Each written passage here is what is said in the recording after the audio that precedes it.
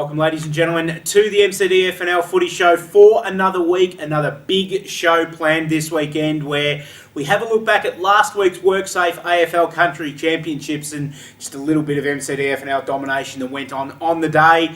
We'll also have a look forward at this week's round 6 of MCDFNL action and what a big week it is going to be. Joining me on the panel today, hang on, you're not Scott Carey. No, what's happening here? Scott's got the sack for the second time. Scott's got, and this is you giving him the sack. Is it Sammy Gowers? Welcome back. Thank you, good to be back. Couldn't be with us last week, mate. No, I'm sure everyone missed me. They did. I've had comments. Bloke saying, where's Sam? We didn't get his tips. I said, didn't matter. It was interleague. He would have only tipped Maryville Castlemaine anyway. So, yep. Back in form, mate. I've given you a whole 2 weeks to study up this week now. So, come the tip segment of the show, you need to be spot on. Perfect score last week. Must admit, you was perfect score last week, so I can't get into him too much. Also joining us today from the Lexington Football Netball Club, one of our senior football representatives from last weekend's WorkSafe AFL Country Championships, Mick Jennings. Mick, welcome to the Footy Show. Thanks for having me. Hopefully we can get a little bit more out of you than we have out of our previous Lexington football guests this year. Or guest, as it is. Birdie, hello. Every bit. Let's have a look at last week's game. We'll jump straight into it, mate, because it was a fantastic day for the Maryville Castlemaine District Football Netball League, getting back on the winners list in the interleague ranks. Senior footy boys had a good win, 17-13, 115, defeating the Pecola and District Football Netball League South, 6-10-46.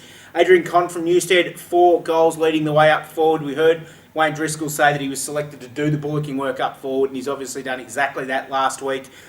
Nathan Wright's kicked 3, Matty Geary's kicked 3, and then a host of single goal kickers as well. Best players for Maryville Castlemaine District. Adrian Conn from Newstead, best on ground, and also the recipient of the AFL Victoria Country Medal, rewarded by the umpires for the best player on the ground. Matt Geary, Chris Davis, Scotty Sellers, Paul Phillips, and the Shermanator Matt Smith also amongst the best players for Maryville Castlemaine.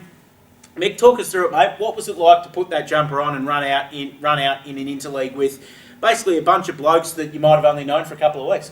No, it was really good. There was some good feeling with the group. Obviously, as I said, we only had about 6 or 7 sessions to get to know each other, but I think we did that well. There was a good mix of guys from different clubs, and yeah, it was a successful weekend. Now, talk to us about your role in the day, mate. I believe lined up in the back line. Yeah. Nothing really shocking there. Yeah, just part of the back 6, and I think we worked well together with Ramsey, Sellers, Phillips, Phelan. How did you find, obviously, there's some familiar names in there for you because you work in the back line with Paul Phillips and Jordan Phelan every week. You know their game styles, but you had someone like a Mark Ramsey or a Scotty Sellers into the mix. How did you find yourself gelling with them? Yeah, really well. There was some good talk there, and I think we gelled well all day. Talk us through the second quarter of the game, mate. It's really where the game was won. A 7-goal quarter, holding Pecola scoreless, and some of the tricks that the boys turned were pretty good from what I heard. Yeah, and it started from the midfield. I think a lot of centre clearance work. Big Dave got to the on-ballers. And gave the forwards all opportunities to kick the goals, finish off, which I think if you see, we kicked a few points late in the game, but in the second quarter we did really well. We talked about Adrian Conn obviously winning the best on ground medal, but I want to talk about Matty Geary because he was fantastic again, kicked 3 goals on the weekend. You had a first-hand display of the Matt Geary show the weekend before where he almost took Harcourt over the line against you boys. Must be handy to be in the same team as him this time around. Yeah, it definitely was, and I didn't put my hand up to play on him the week before, so I was happy to let the boys do that. And on the weekend he's really good in the air for a small guy, and on the ground level he's that quick and just hurts you on the scoreboard. Would have been good for Scotty Sellers to get a win, first win of the year for him. The Rovers are struggling a little bit, but he would have been handy to have in the interleague team, I reckon. Yeah, he's pretty happy to get on the winners list, he told me, and his foot skills obviously his main asset, and we just try to get the ball to him, peeling off half back so he can hit up those kicks. Yep. Now talk to us a little bit about the lighter side of things. Did we sing a song after the game? No, didn't actually. How did it feel to win a game and come in and you don't sing a song, you just mull around and all that kind of stuff? It was a good feeling though. Yeah. Like we all got in together and we had a couple of drinks after the game to celebrate the win. I heard it might have been more than a couple, given that I was at JD's at about 1 o'clock in the morning and there were a lot of people wearing maroon jackets out at JD's and it was good fun, I must admit. But the bus trip, Is that something where you're playing an interleague game where it kind of really helps, especially on the way up, to bond a little bit with these blokes and really start to form that friendship on the way to the ground? Do you think that's a plus going into an interleague game, having something like that? Yeah, definitely having the group all on the bus up there. Wayne on the bus got around to everyone, had a chat about what he expected from them on that day, what their roles were. But yeah, it was really good to have them all together, one team, all representing the one league, so it's good. And a twilight game obviously started at 3:45, I believe it was, 3:45 p.m. and first half played in sunshine, second half played under lights. How did you find that, just with the change? It wasn't too bad. We used the the red ball to start off and then switched to the yellow ball. Yep. But yeah, I think we really dominated when it was a lighter, and then we kind of under lights. I'm not sure if it suited us that well, but yeah, we did okay. Who impressed you on the weekend, mate? Blokes that you don't see every week that you've just stood back and said, yeah, this guy can take it by the scruff. Obviously, I know a fair few of the group. Yep. But some of that, everyone really, like, can't really put your finger on one sort of person where it stood out, because I've already seen a lot of them. Seen them all go around before. Yeah. Mate, the tougher question, who's best off field? We've got a 3-2-1 for me there. Name and shame, by all means, go for it. That's what this show's all about. No, there's a few that can get a mention, but it was all a team effort, I think. I think you're dead right. And there was a bloke, something that was really good form at JD's at about 1 o'clock. Had the same initials as Matt Smith. May have had a similar kind of hair colour and hairstyle, and he was in ripping form by the end of the night. So apparently played a good game as well, and played it on and off. Did he tell you that he played a good game? He told me he should have won the medal. That doesn't surprise me. Yeah, it does not. Not mentioning any names. Though. No, Talbot, the same bloke that looked like Matthew Smith was actually walking laps at Talbot's training tonight because he thought he was a little bit too sore to actually partake from any physical drills when they're playing Navarre this week. So you probably need to get out there and do a little bit, Matty. But we'll have a look at the other games as well, of course. The Maryborough Castlemaine District Football Netball League taking on the Ballarat Football League in under-18 football. A 1-point win to the BFL in this one. 10-7-67, defeating an inaccurate MCDFNL 8-18-66. Josh Folks from Newstead, 3 goals, was the only multiple goal kicker for the MCDFNL. Tommy Douglas from Natty, a boy that you probably know fairly well, Sammy, the AFL Victoria Country medalist on the weekend. Other best players, Folks, Gibbs, Mortlock, Hunter and Beavis. Tell us a little bit about Tommy Douglas and what style of footballer he is, mate, because from all reports he was extremely impressive on the weekend. Yes, he's a very good young player. Tommy plays through the midfield or up forward, pretty quick, very big kick for a young kid, probably about 55 metres, I'd say. The ball Very good. To kick it. Yep. I think he won our Rising Star last year. Yep. And yeah, he'll be a player to watch for sure in the future. Very good. Let's have a look at the netball results as well. Pretty good day on the netball front as well. Our senior netballers probably didn't see this one coming. 73-25, a mother of all floggings this one was. Fantastic effort by the girls, and Ingrid Hopkins, the coach, also the recipient of the AFL Victoria Country Medal, which means that in the last couple of weeks we've had some footy show guests that have gone on to do some good things. 2 weeks ago, Tommy Rees from Newstead was on the show, came back with 7 the next week. Ingrid Hopkins on the show, best on ground. Looking good for you this week, buddy, against Campbell's Creek later on, mate. You could be on a winner here. No, I should be right. I'll just do my part. Yeah, I tell you, you'll be on Media Watch come Sunday morning when the results are read out on 3BA. I'll tell you that right now. 17 under netball, another good win by the MCDFNL. 54-39, Caitlin LaFranchi from Natty Bialaba winning not just the AFL Victoria Country Medal, but also the Simone Mitchell Memorial Interleague Medal, of course, awarded in the memory of Simone Mitchell, of course, former Newstead netballer who tragically was taken from us at the end of last season. So really good game by Caitlin, and it was a clean sweep from Natty in regards to the netball awards on the weekend as well, because whilst the 15 and unders lost to the Pecola District Football Netball League by 1 goal, 43-42, from all reports they were a very nervous side, and it kind of took them 3 quarters to shake off the nerves. Then when they did, it was a 16-5 last quarter, and they very nearly came over the top. But it was Kelsey Long who made her senior debut the week before for Natty, taking home the AFL Victoria Country Medal from that game. So when you consider it, 5 games on the day, 3 of them we won. The 2 that we lost were by 1 point and 1 goal. I reckon that's a pretty successful interleague carnival, Sammy. On the rise, I'd say. Yeah, definitely. It'd be interesting to see what happens. AFL Victoria Boffin's currently looking at the draw for next year as well. We know that when you get up to the top ranks, it's pretty easy the way that it floats around who plays who. But when you get to the 1920s, 21s, where about the MCDFNL is, it's sometimes not that easy to say, okay, Mid Gippsland's lost on the weekend, so we play them next year, or we play North Central, or whichever way it goes around. So we'll have that in a couple of weeks, and as soon as we know who we're playing in 2014, we will let everybody know. But time to have a look at next week's games, at this week's games even, as I put my teeth back in. It is a kind of an interesting week in the MCDFNL because we've just come off a bye week, we've got a round of footy, and then we've got the Queen's birthday weekend. It's probably a good week for managing injuries in many ways, Mick, because you know that if you've got a guy that hurt himself, he can have 3 weeks off but really only miss 1 game. So it's probably a good management week for coaches to use the time. If players have got niggles or anything like that, they might sit out this week so they have 3 weeks clear, 4 weeks really in some cases by the time they get to the next game to help them get through the end of the season. Yeah, that is a good opportunity to do that sort of stuff, if you can. Obviously. If you can, of course. Yeah. We've been a bit short on numbers like in the whole group for the last few weeks. So, yep. Ruckman didn't play last round, but hopefully he can get up this round. Yep. But I don't think injury-wise should be all right for us, and I reckon very good. we'll have a full team on the park this week. Looking forward to it. Indigenous and multicultural round in the MCDFNL this week.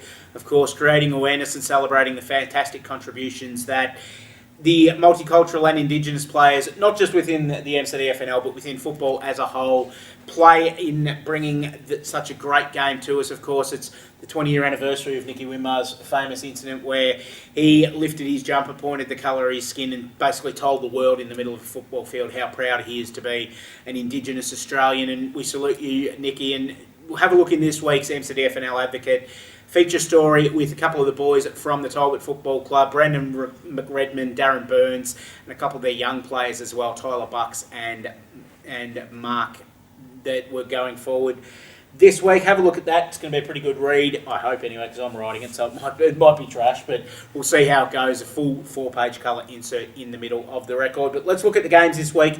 Trentham taking on Avoca up at Trentham. And Sammy, you'd think this one would be Avoca's entry back onto the winners list. Yeah, you'd be thinking so. Trentham struggling big time, still a bit worrying for the Saints, and I think a win for the Bulldogs. Good signs though. Trentham did get a netball win last week, so it's a little bit of that winning culture back into the club, Mick. But again, you'd think that with those extra couple of weeks for Avoca to get their side up. Apparently, Murray Bond wasn't far off last week, so you'd imagine he'd be right and ready to go this week. Yeah, I definitely think Avoca will get over the line in this one. Yeah, Murray will be back soon, but he'll be injured again pretty soon after that. He's been well known for injury prone, but I dare say Avoca will have a win on that day. Navarre taking on Talbot up at the Navarre Recreation Reserve this weekend. This could be a pretty good game because Navarre probably didn't show Royal Park the respect that they deserve in the last game. They came in, Daniel Parkin said as much during the week, they came in just expecting to win. They were a bit surprised when Bushy came to play footy. They didn't give him the respect. He said at halftime, switch on because these blokes are fair dinkum. Navarre ran away with it. Might be a bit tougher against the Talbot side that have been pretty impressive this year.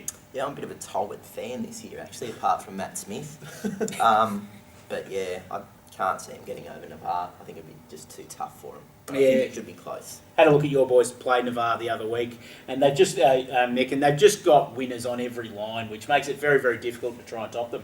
Yeah, well, against us, they jumped us in the first quarter and had 6 goals to none. And as you said, they played Royal Park and they didn't have that really good start. But I think in this time, I reckon they'll be all switched on. Denali taking on the Maryborough Rovers. Now, this game is very, very interesting because these are two teams down at the south end of the ladder that haven't tasted a lot of victory this year. And it's probably the first time this year that Denali will go into a game as favourites.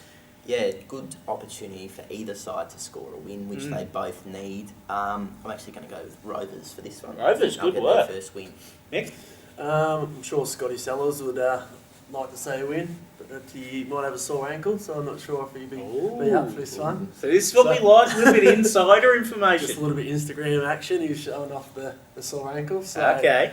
But no, I reckon Denali in a close one. Yeah, that swings it for mine. If Scotty Sellers isn't there, I'd have to swing towards Denali in this one. So we'll wait and see. The side's announced, of course, on Thursday afternoon, so we'll see what happens with that one. Maldon taking on Newstead at Maldon, and I suppose whilst Maldon have been pretty impressive this year, they've got to stop a bit of a juggernaut at the moment. Of course, Newstead, a lot of their key players playing in the interleague game last week, but also Daniel Christmas had a rest. Blokes like Tommy Reese had a rest. Jonty Entwistle had a rest that didn't play, so they're going to be fresh and ready to fire. Yeah, hard to see Maldon getting over the top of them.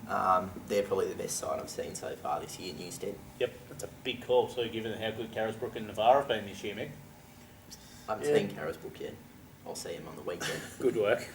I think Newstead will get up convincingly here. Obviously, a few of the boys I played with on the weekend, they were really good. As you said with Christmas, he might, if he's playing, he might have a day out and kick a bag. And of course, the game that you were just mentioning, Sammy, Carisbrook taking on Natty Bialaba. At Carisbrook, as I, again, try and put my teeth back in, Brook will start favourites in this one, but Natty pretty good in the last round. Mark Fitzgerald up forward getting a bag. Yeah, Fitzy's back into a bit of form, I suppose you'd say, against Creek. Going to be really tough against Carisbrook. They're obviously a very good side, so yeah, pretty hard to pick this one. Still going to go to the Swans though. Interesting. Mick? That's the hard overall in the head there, I think. I think so. He's got a bit ahead of himself. Yeah. No, I'm pretty sure. I haven't seen Carisbrook play this year, obviously, but we haven't played them yet. But as I've seen the results, I'm pretty sure that Carisbrook should get over the line. And you had obviously a lot of the Carisbrook boys that you played with on the weekend, guys like Matty Belton, Nathan Wright, Ryan Morgan, that were very good on Saturday as well. Yeah, exactly right. Nath looked like he's moving pretty well. He'd be a handful up forward Moving this pretty week. well at 12:30 in the morning as well, but that's another story for another day. Lexton taking on Campbell's Creek up at Lexton. Mick, straight to you here. We know who you're tipping. Why are you going to beat a Campbell's Creek side that you kind of never know which Creek side's going to show up, and because of that, they're very dangerous? Yeah, I think we should hopefully have a win. I think we have a good training run this Thursday night. Should be switched on. Probably from the midfield. Hopefully we get one of our midfielders back, Ruckman back. Colin Polton. Colin rucked all day last game he played. Timmy Oliver hopefully will come back into the side. I think Nathan Barnes has been off working, so he's going to come back into the side hopefully. But I reckon if we win it from the midfield, I think everything should do the rest. We'll hold down the back line and it'll be right. Joel Smith, he's played 3 games this year. He's kicked 15 goals in those games.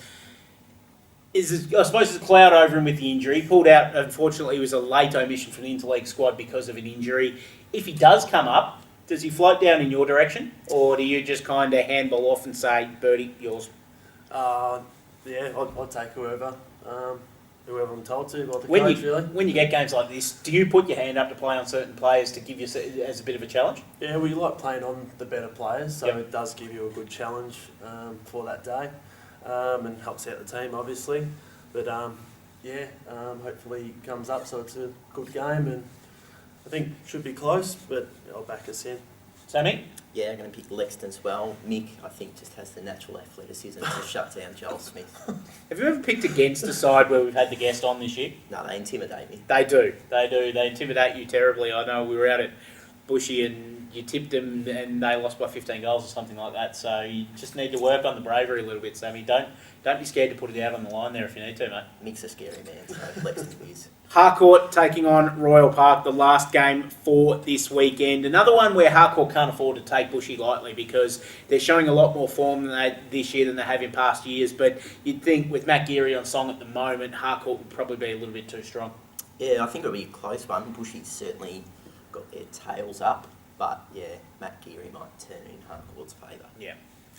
Yeah, definitely think Harcourt will get up in this one. It's good to see Royal Park actually being really, really competitive this year, and obviously they've had a couple of wins already, which is good to see for the town.